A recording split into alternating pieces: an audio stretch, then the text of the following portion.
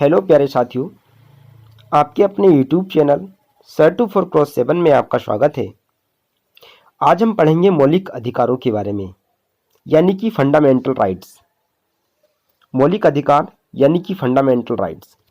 देखिए, मौलिक अधिकार कैसे किसे हैं? सबसे पहले तो यही बात आती है, मौलिक अधिकार वो अधिकार होते हैं जो हमसे कोई छीन नहीं सकता। ना ही कोई पुलिस अधिकारी, ना ही कोई कोई और अधिकारी, ना ही कोई नेता और ना ही कोई और व्यक्ति हमसे छीने नहीं जा सकते। यदि हमसे कोई ये छीनता है, यह हमारे मौलिक अधिकारों का कहीं ना कहीं हनन होता है, तो उसके लिए कानून हमारे साथ रहता है। तो फंडामेंटल राइट्स के बारे में हम बात करेंगे, ये आपको पता होना बहुत ज़रूरी है। देखिए, हमारा देश एक लोकतंत्रात्मक देश है, राज्य है, और यहाँ पर जनता ही सर्वोच्च है। लेकिन किसी भी लोकतंत्र में आम नागरिकों के लिए मौलिक अधिकार होना सच्चे लोकतंत्र का उदाहरण है। ठीक है ना? अगर लोकतंत्र है और वहां पर मौलिक अधिकार नहीं है, तो ये लोकतंत्र में लोकतंत्र नहीं है। ठीक है, आगे देखते हैं। भारत के संविधान के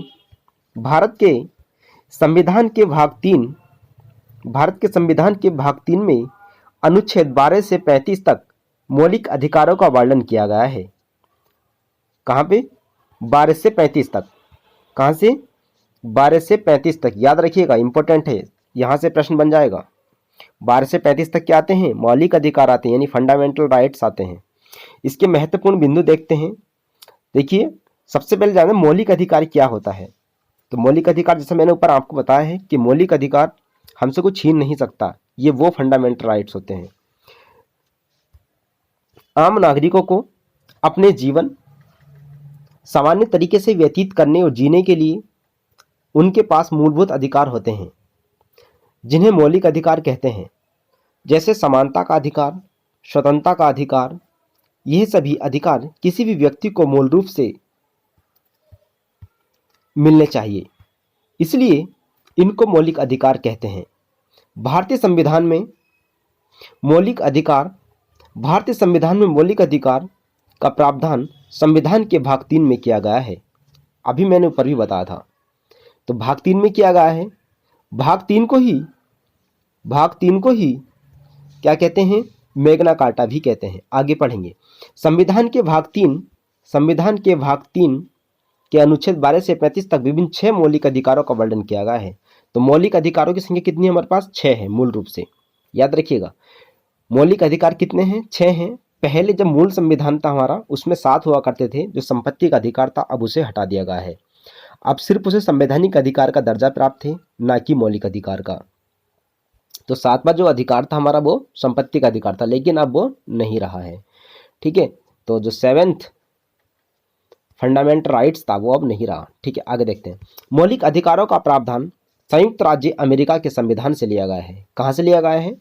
यूएसए के संविधान से लिया गया है। यूएसए, संयुक्त राज्य अमेरिका के संविधान से लिया गया है। याद रखिएगा इसको। भारतीय संविधान के भाग 3 को क्या कहते हैं हम? मैग्ना कार्टा की संख्या दी जाती है। क्या कहते हैं? Magna carta. आगे देखते हैं। संक्षेप में हम 6 के 6 मौलिक अधिकारों को देख लेते हैं, और कहाँ से कहाँ तक, जो जैसे समानता का अधिकार है तो वो कहाँ तक आता है, कौन सा अनुच्छेद तक जाता है, इन सब बातों में हम चर्चा कर लेते हैं। देखिए, पहला है हमारा समानता का अधिकार। कौन सा है? समानता का अधिकार, जो कि अनुच्छेद 14 से 18 तक आता है। और आगे है दूसरा, स्वतंत्रता का अधिकार।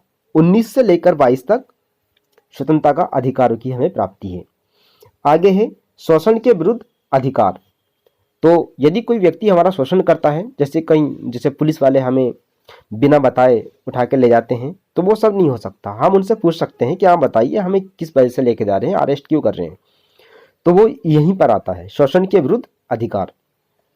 अनुच्छेद 23 से 24 तक है। बलात्श्रम भी इसमें आता है कि जैसे कोई बच्चा है या किसी के जबरदस्ती हम कार्य नहीं करा सकते, किसी को बंदी नहीं बना सकते।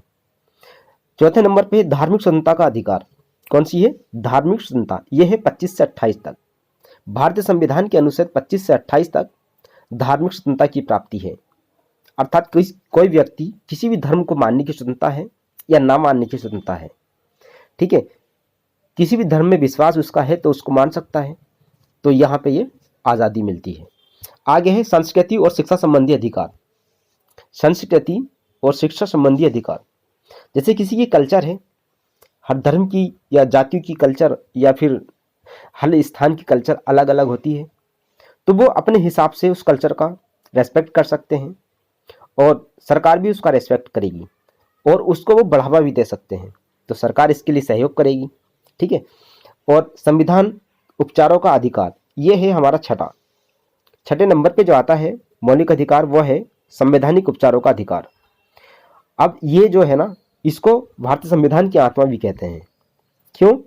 क्योंकि यदि किसी व्यक्ति का मौलिक अधिकारों का हनन होता है तो वो कहाँ जाएगा, या तो हाई कोर्ट या फिर सुप्रीम कोर्ट। तो वो यही जो है अनुच्छेद है जो किसी को सुप्रीम कोर्ट में जाने की अनुमति देता है यदि उसके मौलिक अधिकारों का हनन होता है। मौलिक अधिकारों का यदि हनन होता है तो कहाँ जाएगा, सुप्रीम कोर्ट जाएगा। ठीक है, सुप्रीम कोर्ट में जाएगा और अपने कहेगा कि मेरे ऐसे ऐसे मेरे अधिकारों का हनन हुआ है, तो उधर से वो आदेश करेंगे, जिस व्यक्ति ने भी हनन किया है उसे तलब किया जाएगा। ठीक है, तो इस तरीके से आपको समझ में आई होगी कि मौलिक अधिकार कितने महत्वपूर्ण हैं, और मैंने यहाँ पे संक्षेप में आपको बता दिया है। आपके एग्ज़ाम में यहाँ से प्रश्न बन सकते हैं और बनते रहे हैं।